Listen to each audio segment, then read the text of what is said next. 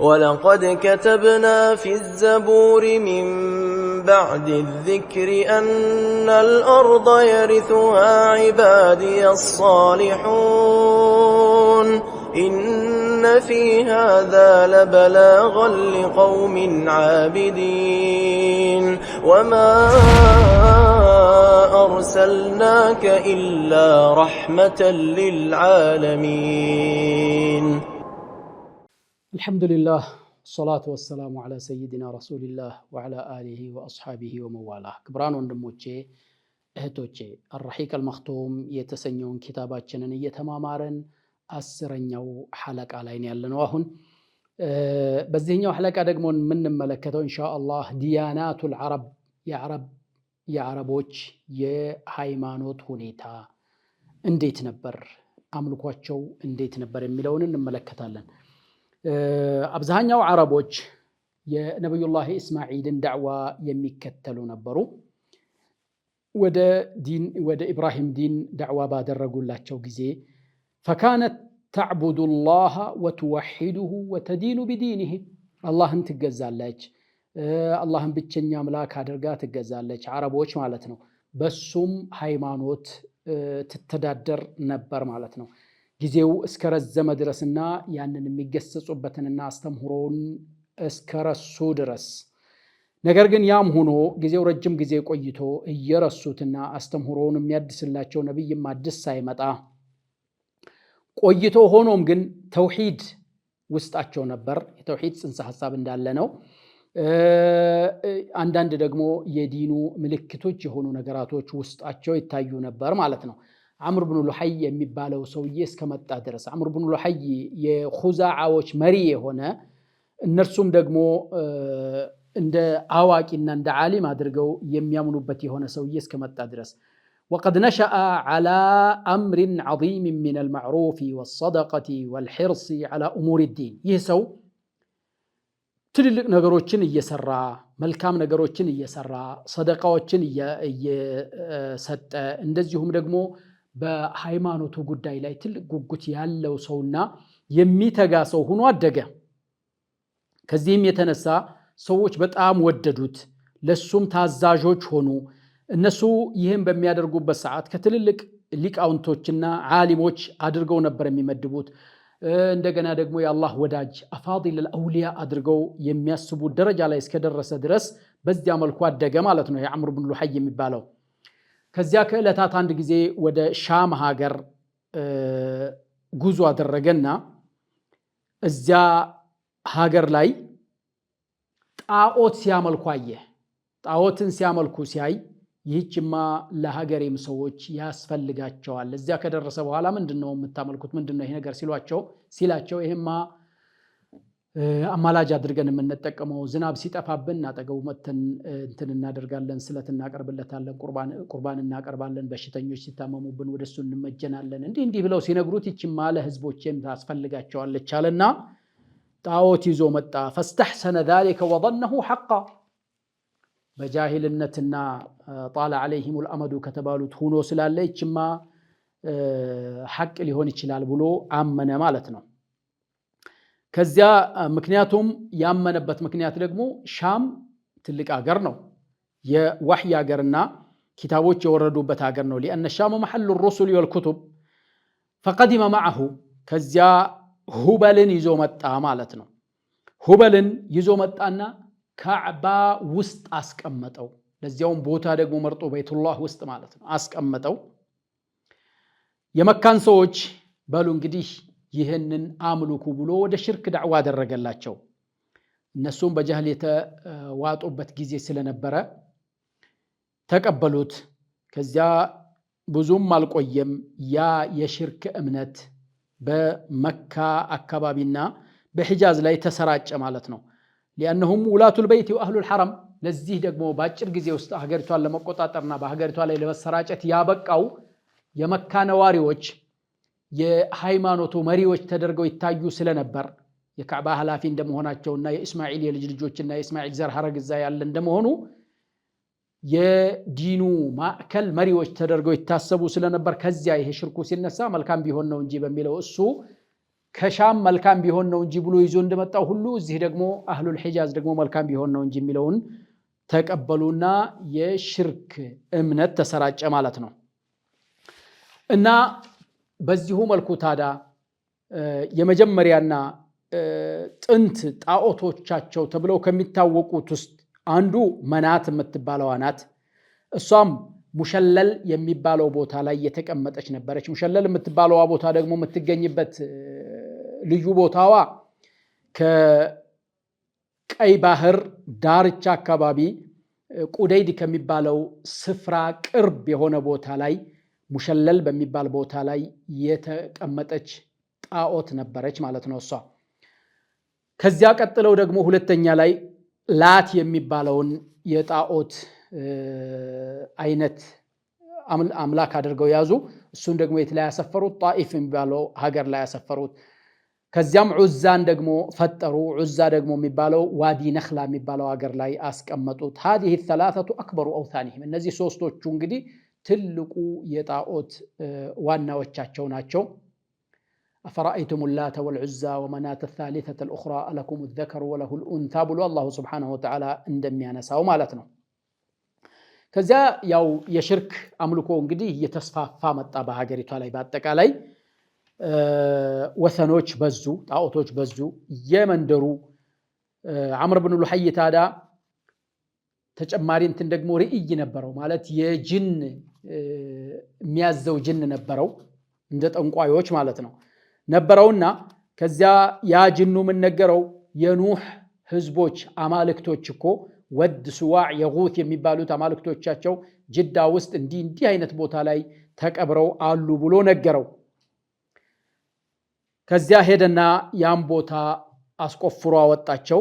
ወደ ቲሃማ ወደ ቆላማው ሒጃዝ አካባቢ ላይ ይዟቸው መጣ። ፈለማ ጃአ አልሐጁ ደፈዐሃ ኢለል ቀባኢል፣ ወደ የጎሳው አሰራጫቸው፣ ሰጣቸው ማለት ነው።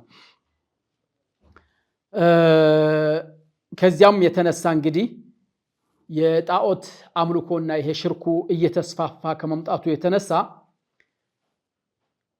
በመጨረሻ ካዕባንና ካዕባን ዙሪያ በጣዖት አይነቶች ሞሉት። የአላህ መልእክተኛ ዓለይሂ ሰላቱ ወሰላም በኋላ ላይ ድል ተቀዳጅተው መካን በከፈቱ ጊዜ ካዕባ ውስጥና ካዕባ ዙሪያ ብቻ 360 የጣዖት አይነቶች ነበሩ። 360 የአላህ መልእክተኛ ዓለይሂ ሰላቱ ወሰላም ጠዋፍ ሲያደርጉ በእጃቸው በያዙት ዘንግ እየወጉት መሬት ላይ ያንኮታኮቱት ظهر الحق وزهق الباطل إن الباطل كان زهوقا እያሉ መሬት ላይ ይደፉት ነበር ማለት ነው። 360 ነበር በካዕባ ዙሪያ ብቻ። ለዚህ ሁሉ የዳረጋቸው ማን ነው? ዐምር ብኑ ሉሐይ የሚባለው ሰውዬ ነው። وهكذا صار الشرك وعبادة الأصنام أكبر مظهر من مظاهر دين أهل الحجاز እና በዚህ መልኩ የሽርክና የጣዖት አምልኮ በአህለል ሒጃዝ ውስጥ ትልቁ መገለጫቸው ሆኖ ይታወቅ ጀመር ማለት ነው። ከዚያ ከዐምር ብን ሉሐይ ስራ በኋላ الذي كان يزعمون أنهم على دين إبراهيم እነሱም ደግሞ ይህንኑ እያደረጉ ደግሞ በኢብራሂም ሃይማኖት ላይ ነን ብለው የሚሞግቱና በዚያ ላይ ነን ብለው የሚሉ ሰዎች ዘንድ ማለት ነው። ነገር ግን እነዚህን ጣዖቶች በሚያመልኩበት ጊዜ ደግሞ የሚገርም ነገር ተቃሊዶችና መራሲሞች ነበሯቸው። የተለያዩ ወጎችና የተለያዩ ስርዓቶች ነበሯቸው። ይህን አምልኮን የሚያካሂዱበት ማለት ነው። في عبادتهم للأصنام ይህንንም ሁሉ ዐምር ብኑ ሉሐይ የሚባለው ሰውዬ ነው የፈጠረላቸው። ابتدع أكثرها عمرو بن لحي وكانوا يظنون أن ما أحدثه عمرو بن لحي بدعة حسنة. عمرو بن لحي የፈጠረው ነገርና እሱ የሰራው ደግሞ ቢድዓም ቢሆን ሐሰና ነው መልካም ነው ብለው ያስቡ ነበር። ይሄ አደጋ ነገር ነው። አንድ የሚያምኑት ትልቅ ነው ብለው የሚያስቡ ሰው ወጣ ያለ ነገር ሲሰራ ተከታዮቹ ያሱ የሰራው ሁሉ መልካም ነው ብለው ነው የሚወስዱት። ከዚህም የተነሳ ነው ከኢስላም ውስጥ የተለያዩ ቢድዓዎች የተፈጠሩት። ትልልቅ ሰዎች ብሎ ሰው የሚያስባቸው ሰዎች የሆነ ነገር ሲሰሩ እነሱ የሰሩት ነገር መልካም እንጂ ሌላ ነገር አይደለም ብለው ስለሚያስቡ ወደ ቢድዓ ውስጥ ትልቅ ብለው ይገባሉ ማለት ነው። እና ዐምር ብን ሉሐይ የሃይማኖት መሪና ትልቅ ሰው እንዳውም ከትልልቅ ሊቃውንቶችና ዓሊሞች ጋር ይመድቡት ስለነበር እሱ የሰራው ሁሉ ሃይማኖት ነው ብለው ይወስዱ ነበርና ቢድዓዎችን እሱ ነው የፈጠረላቸው። ወለይሰ ቢተግይርን ሊዲን ኢብራሂም የኢብራሂምን ዲን መቀየር አይደለም ብለው ነበር የሚያስቡት ማለት ነው። ፈካነ ሚን መራሲም ዒባደትህም ሊልአስናሚ አነሁም እነሱ ከሚያደርጉት ለጣዖት ከሚያደርጉት አምልኮ ውስጥ ከነበራቸው ስርዓቶች ውስጥ ለአብነት ያክል አንደኛ ካኑ ያዕኩፉን ዐለይሃ እሷ ጋር ሄደው ኩልትፍ ብለው ለተወሰኑ ቀናቶች እዛ ዒባዳ እያደረጉ ይቀመጣሉ። ወደ እሷም ይጠጋሉ፣ ወደ እሷ ይሸሻሉ። ችግር ሲያጋጥማቸው ወደ እሷ ይጮሃሉ። ወየህቲፉነ ቢሃ እሷንም እርዳታ ይጠይቃሉ ጭንቀት ነገር ሲያጋጥማቸው። ወየድዑነሃ ሊሓጀትህም ለሓጃቸውም ደግሞ እሷኑ ራሱ ይጠሯት ነበር። ምንድነው እሷ አምላክ አለመሆኗን ያምናሉ፣ እሷ ፈጣሪ አለመሆኗን ያምናሉ። ነገር ግን ምንድን ነበር አነሃ ተሽፈዑ ዒንደላህ አላህ ዘንድ አማላጅ ትሆናለች ብለው ኢዕቲቃድ ያደርጉ ነበር። ይሄን ነበር የሚያምኑት ማለት ነው። እና አላህ ዘንድ አማላጅ ሁና የሚፈልጉትን ነገር ታከናውንልናለች ታረጋግጥልናለች ብለው ያስቡ ነበር። ሁለተኛው ከሚያደርጉት መራሲም ውስጥ ስርዓት ውስጥ ካኑ የሑጁነ ኢለይሃ እሷን ለመጎብኘት አስበው ከሌላ ቦታ ከሌላ አቅጣጫ ይመጣሉ። እሷንም ደግሞ ጠዋፍ ያደርጓታል፣ በእሷ ዙሪያ ይዞራሉ፣ ለእሷ ይተናነሱላታል፣ ስጁድ ያደርጉላታል። ሶስተኛው ወደ እሷ ይቃረባሉ፣ በተለያዩ የመቃረቢያ አይነቶች ያርዱላታል፣ ግመል ይሰውላታል፣ በጎችን ያርዱላታል፣ የተለያየ ነገር ያደርጋሉ። በስሟ ደግሞ ቤትም ሲያርዱ በሷ ስም ያርዳሉ። ዛሬ ሁበል ቀን ነው ይላል፣ እርድ ያከናውናል። በሁበል ስም ይልና ያርዳል፣ በዑዛ ስም ይላል። እንደው ያለ የጣዖት ስያሜዎችን እያደረጉ በዚያ መልኩ ያከብሯት ነበር። ይህንን ሁለቱን የእርድ አይነቶች የእነሱ ሐጅ የሚያደርጉትንና የእርድ አይነቶችን ሱረቱል ማኢዳ 3ኛ አያት ላይ በጠቀሰው አያት ውስጥ ምን ይላል? አላሁ ስብሓነሁ ወተዓላ በጠቀሰው ቃል ውስጥ ምን ይላል? ወማ ዙቢሐ ዐለ ኑሱቢ እርብ ካደረጋቸው ምግቦችና እርዶች መካከል አንዱ ወማ ዙቢሐ ዐለ ኑሱቢ በጣዖት ላይ የታረደ በጣዖት ስም የታረደ ብሎ አንስቶታል ማለት ነው። ሌላው ደግሞ አሁንም ሱረቱል አንዓም 121ኛ አያት ላይ ወላ ተእኩሉ ሚማ ለም ዩዝከር ስሙላሂ ዐለይሂ የአላህ ስም ያልተጠቀሰበትን ምግብ አትመገቡ፣ ያልተጠቀሰበትን እርድ አትብሉ ብሎ ሲል በሌላ ነገር በሌላ በጣዖታቶች ስም የሚያርዱ መሆናቸውን የጠቀሰበት ነው። አራተኛው ደግሞ ከሚያደርጓቸው ስርዓቶች ውስጥ ወካነ ሚን አንዋዕ ተቀሩብ ቢአነሁም ካኑ የኹሱነ ሊልአስናሚ ሸይአ ለጣዖታት አንድ ነገር ይለዩለት ነበር። ለሱ ካገኙት ንብረት ካፈሩት ንብረት ይህ የገሌ ጣዖት ነው የገሌ ጣዖት ፋንታ አለበት እያሉ ይለዩለት ነበር። ከምግቦቻቸው ከመጠጦቻቸው እንደዚሁም ከሚያፈሩት ንብረት ከከብቶቻቸው ውስጥ ማለት ነው። እኽወቴ ለአዒዛ ከእረፍት በኋላ ተመልሰን እንገናኛለን። ርቃችሁ አትሄዱ። ኢነ ፊ ሃዛ ለበላገን ሊቀውሚን ዓቢዲን ወማ አርሰልናከ ኢላ ረሕመተን ሊልዓለሚን። ተመልሰን መጥተናል። እኽወቴ ለአዒዛ እንግዲህ ከሚያደርጓቸው ስርዓቶችና ወጎች መካከል አራተኛው ወካኑ ሚን አንዋዕ ተቀሩብ ቢአነሁም ካኑ የኹሱነ ሊልአስናም ብለናል። ለጣዖቶቻቸው የተለየ ከዚሁ ካላቸው ንብረት ይህ የገሌ ነው ብለው ይለቁት ነበር ማለት ነው። ይህ ነገር እንደ ሀገራችንም ተጨባጭ አለ። አንድ ሰው ለዶሪሕ ይሳላል። ያ የተሳለው በሬም ከሆነ አይጠመድም፣ አይታረስም። በግ ከሆነ ደግሞ ተለቆ ዝም ብሎ እንትን ይላል። ሐታ እንዲዳብር የመውቀጥ እንትን እንኳ የማይወቅጡበት አጋጣሚ አለ። ዶሪሑ ዘንድ ተሳክቶለት ይዞ ሂዶ እስከሚያርደው ድረስ ማለት ነው። ሱብሓነላህ። እና ይህ ከዚያ የመጣ ነው ማለት ነው። ወከዛሊከ የኹሱነ ለሃ ነሲበን ሚን ሐርፊሂም ከአዝርዕታቸውም ለሷው የሚነጥሉትና የሚለዩት አላቸው። ካኑ የንቁሉነ ሊአጅሊሃ ኢለል አስናም ለሷ ብለው ወደ ጣዖቶቻቸው ወደ ጣዖቶቹ ይወስዱታል። ማካነ ሊላህ ያላህ ብለው የሚያስቀምጡት አለ የጣዖቶች ብለው የሚለዩት አለ ከጣዖቶቹ ፈንታ ወደ ለአላህ የተባለው ላይ የተቀላቀለ እንደሆነ ወደዛ ይመልሱታል ከአላህ ፈንታ ግን ብለው ካስቀመጡት ወደ ጣዖቱ የሄደ እንደሆነ ለአላህ አይመልሱለትም ምክንያቱም ጣዖቱ ከተቆጣ ያጠፋል አላህ ግን ብሎ እምነት ስላላቸው ማለት ነው ስለዚህ ምን ይሉ ነበር وجعلوا لله مما ذرأ من الحرث والأنعام نصيبا فقالوا هذا لله بزعمهم وهذا لشركائنا فما كان لشركائهم فلا يصل إلى الله وما كان لله فهو يصل إلى شركائهم ساء ما يحكمون الله كفتروا كأزرقتوቻቸውና ከለማዳ እንስሳዎቻቸው ፋንታን አደረጉ ይላል ሲያደርጉ ደግሞ فقالوا ብለው አሉ هذا لله ይህ ያላህ ነው አሉ بزعمهم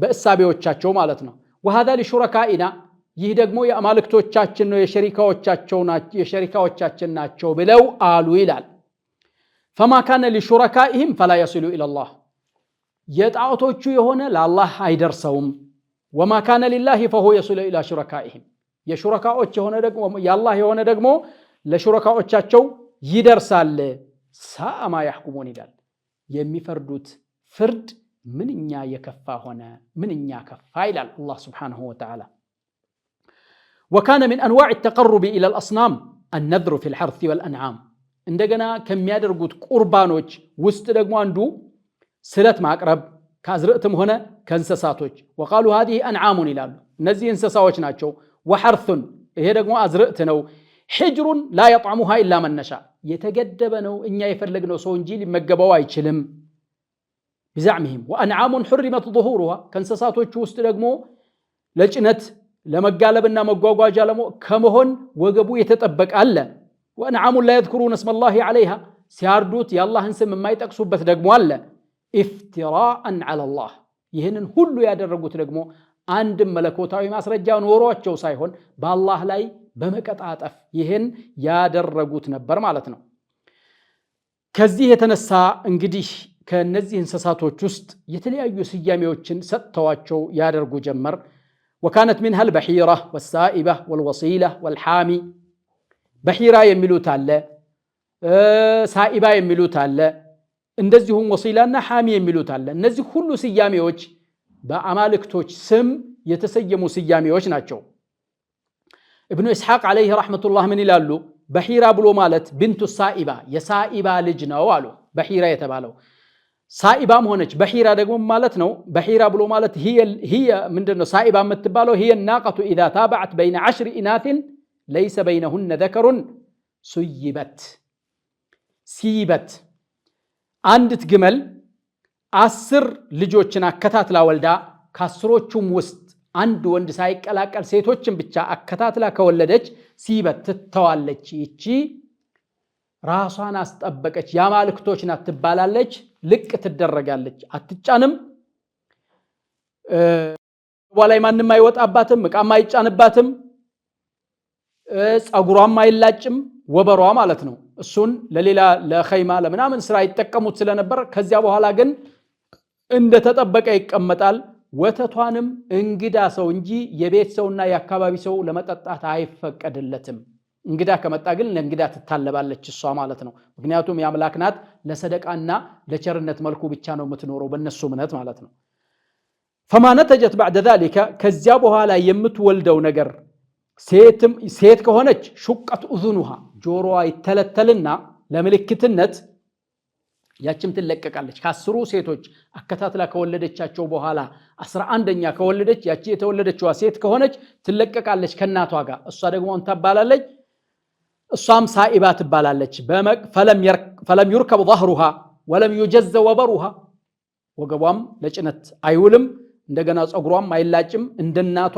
የተከበረች ትሆናለች ወተቷም ደግሞ እንግዳ እንጂ አይጠጣውም كما فعل بأمها በሂራ የምትባለዋ ደግሞ እሷ ናት ማለት ነው የመጀመሪያ 10 ሴት ተከታታይ የወለደችዋ ሳኢባ ትባላለች لانها سيبت للاصنام 11ኛዋ ደግሞ በሂራ ትባላለች ጆሮዋ ስለተተለተለ ማለት ነው ወሲላ የምትባለዋ ደግሞ አይነት ፍየል ናት እሷም በ5 የመውለድ ጊዜ መንታ ሴቶችን 5 ጊዜ ከወለደች 10 ሴት ልጆችን ከወለደች በ5 የመውለድ ጊዜ ውስጥ በመንታ ማለት ነው في 5 أبطن ليس بينهن ذكر جعلت وصيلة ትደረጋለች ወሲላ ብሎ ማለት ደግሞ قد وصلت ቀጥላ ወለደች በመባል ይህ ስያሜ ይሰጣታል فكان ما ولد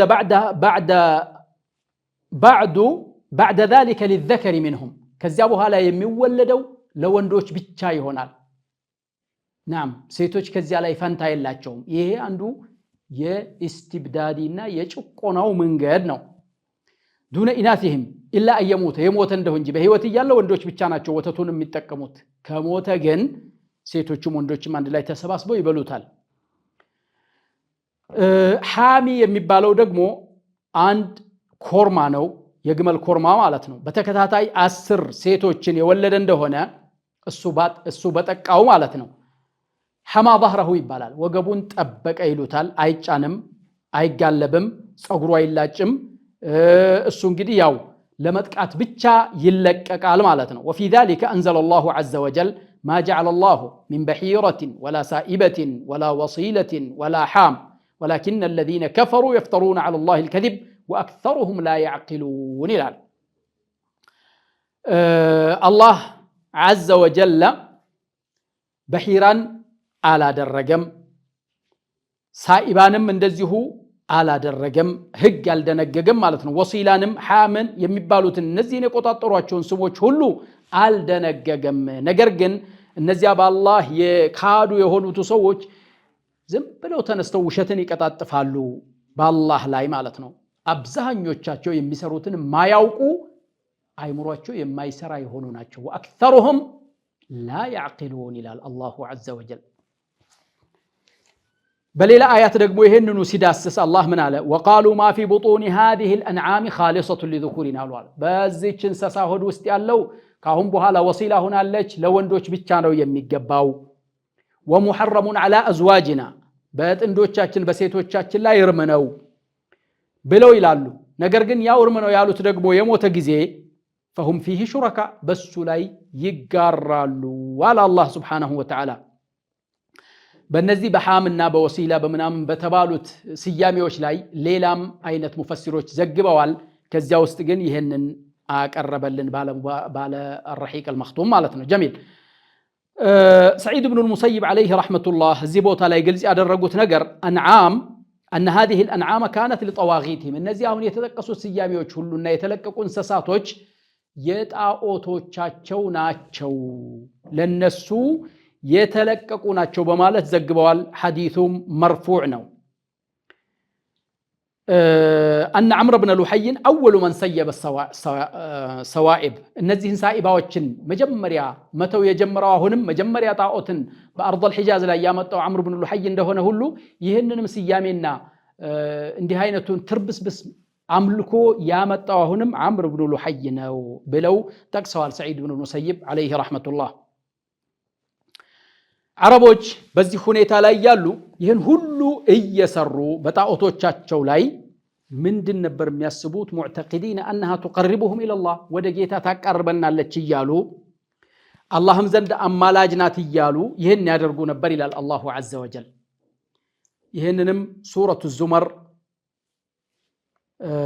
ላይ ሲጠቅሰው እንዲህ ይላል ما نعبدهم الا ليقربونا الى الله زلفى አሉ ይላል ወደ አላህ እንዲያቀርቡን እንጂ እነሱ አማልክቶች ናቸው ብለን አላመለክናቸውም ይላሉ ይላል በሌላ ሱራ ደግሞ እንደዚሁ ويعبدون من دون الله ከአላህ ሌላ ይገዛሉ የማይጎዳቸው አምልኮም ቢተውት ولا ينفعهم የማይጠቅማቸው ቢያመልኩት ብለው ይላሉ هؤلاء شفعاؤنا عند الله እነዚህ አላህ ዘንድ አማላጆቻችን ናቸው ብለውም ያምናሉ ብሎ ይሄን ያደረጉትን ሁሉ አላሁ عز وجل ይጠቅሰዋል ማለት ነው አረቦች ሌላ ከሚያደርጉት ድርጊት ውስጥ ካኑ يستقسمون بالازلام በአዝላም በእድል ማያ እንጨቶችም ይማማሉ ነበር ማለት ነው وكانت الازلام 3 انواع ازلام የሚባለው 3 አይነት ነው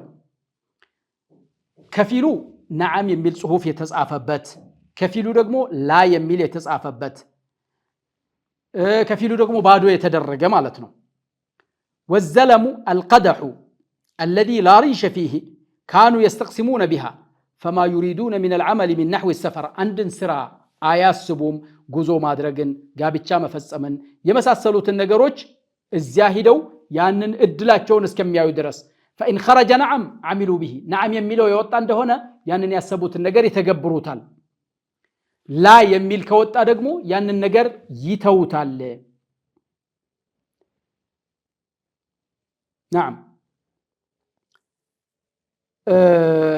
أخروه عامه ذلك حتى فإن خرج نعم عملوا به وإن خرج لا أخروه عامه ذلك يعني نامت توتنا حتى يأتوه مرة أخرى للاقي زي ما تقالوا كفيلو دقمو ونوع فيه المياه والدية وهانا ديايا اللبتنو سلزيه بميكت لو حلقة انملكتالن የዛሬውን ሐለቃችንን እዚህ ድረስ እንቋጭና በዚሁ እንሰናበታለን በሰማነው የምንጠቀም አላህ ያድርገን ወሰለላሁ ወሰለም على نبينا محمد وعلى اله وصحبه اجمعين ولقد كتبنا في الزبور من بعد الذكر أن الأرض يرثها عبادي الصالحون إن في هذا لبلاغا لقوم عابدين وما أرسلناك إلا رحمة